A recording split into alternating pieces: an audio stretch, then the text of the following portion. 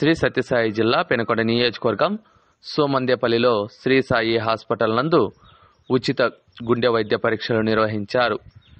పేదలందరికీ కూడా గుండె వైద్య పరీక్షలు నిర్వహించడమే లక్ష్యంగా సవేర ఆసుపత్రి సిబ్బంది సహకారంతో ఈ వైద్య పరీక్షలు నిర్వహిస్తూ ఉన్నారు. ప్రతి 3 నెలలకు ఒకసారి గుండె వైద్య పరీక్షలు నిర్వహించబడనని శ్రీ సాయి హాస్పిటల్ నిర్వాహకులు తెలిపారు.